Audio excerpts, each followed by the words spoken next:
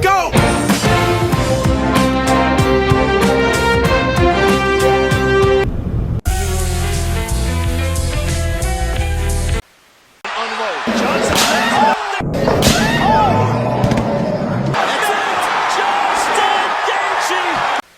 Muhammad Ali was the greatest boxer on the planet. Antonio Inoki was Japan's most feared wrestler.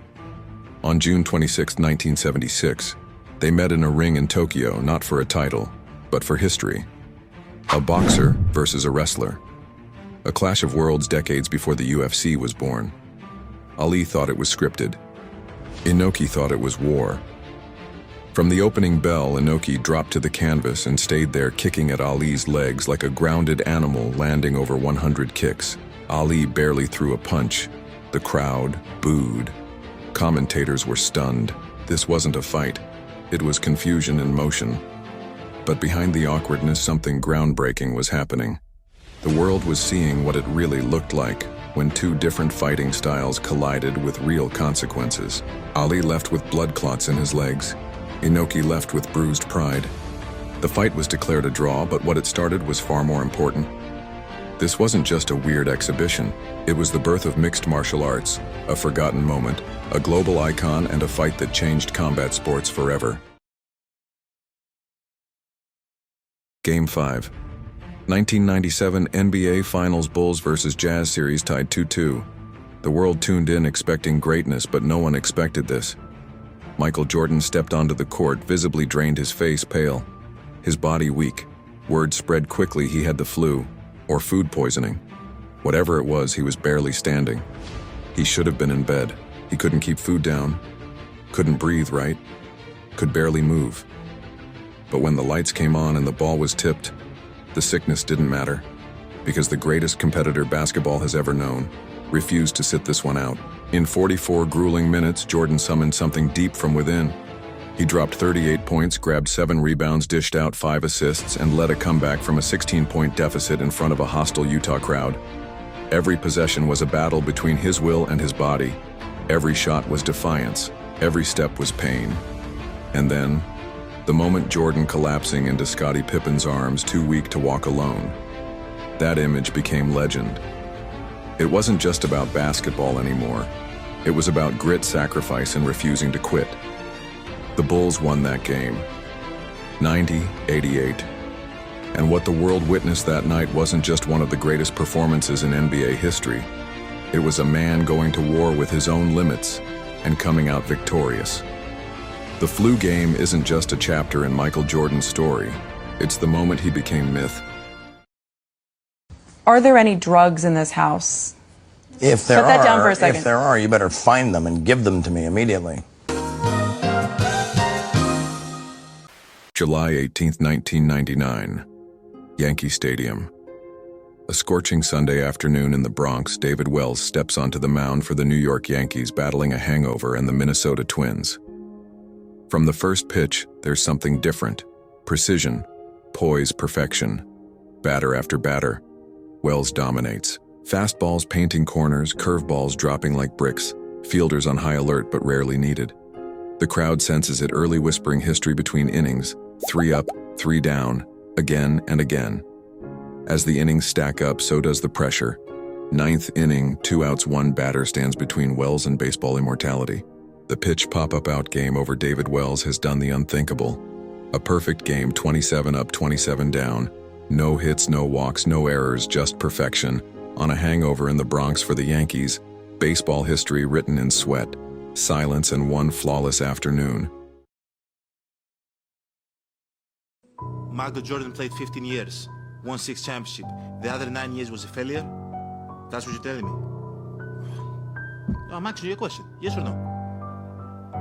Okay, exactly. So why are you asking me that question? January 22, 2006.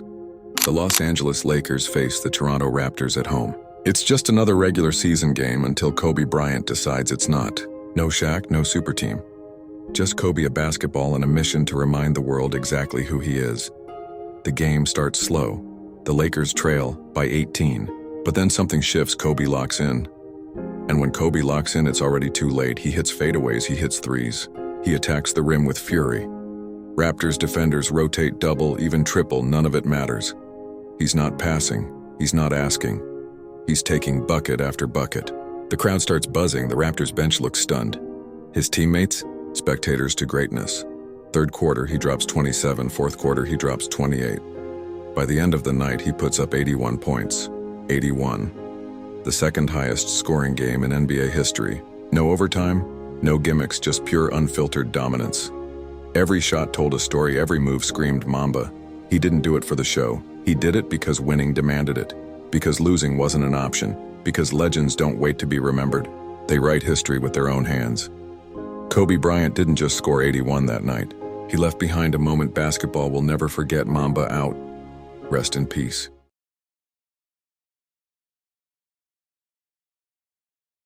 James, only one that can help the New York Right. Knicks. How would LeBron get to New York from the Lakers? Planes, trains, automobile, I don't know. Go pick him up. Listen to what I'm saying. No, you listen to what I'm saying to you, I'm on brick mode right now. Where the hoes at? Have a nice day. The year was 1991. The Detroit Pistons were kings of the East, back-to-back NBA champions, the bad boys of basketball. Brutal, physical, feared. But their time was running out. Enter Michael Jordan and the Chicago Bulls, younger, hungrier, tired of being bullied, swept, and shut out. This time they didn't just want to win, they wanted revenge. In the Eastern Conference Finals, the Bulls didn't just beat Detroit, they embarrassed them. 4 games, no mercy, Jordan flew. Pippen dominated. The dynasty was collapsing in real time.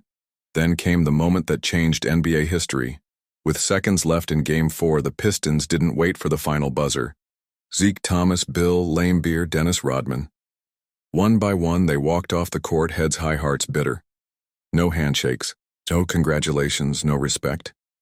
They passed right by Jordan and the Bulls like ghosts, the ultimate act of defiance or disrespect. Jordan never forgot. He called it classless. Said champions shake hands no matter how painful. That moment lit a fire under him. From that day on, it was personal. The Bulls would go on to win 6 championships. The Pistons, their era ended right there, walking off the court in silence as history moved on without them. This wasn't just the end of a game, it was the fall of a dynasty. What's your problem, schmuck? I'm an inconsiderate prick! Mike Tyson was the baddest man on the planet. Undefeated, untouchable, 37 wins, 33 knockouts. Every opponent feared him. Every round felt like a death sentence. Then came Buster Douglas, a 42-1 underdog, out of shape, overlooked fighting. Just weeks after his mother passed away, no one gave him a chance. Not the media, not Vegas, not even the fans. February 11th, 1990, Tokyo Dome. Tyson came in cocky, barely trained, expected another easy victim, but Douglas wasn't there to survive. He came to fight, round after round. Douglas outboxed the champ, jab, movement, composure. Then in round 8, Tyson landed his signature uppercut. Douglas went down. Most thought it was over, but he got up. In the 10th round, the impossible happened. Douglas unleashed a brutal combination. Tyson staggered. For the first time in his career, Iron Mike went down, and he didn't get up. Buster Douglas shocked the world. He pulled off the greatest upset in boxing history. Not with power, not with hype, but with heart. Everyone counted him out.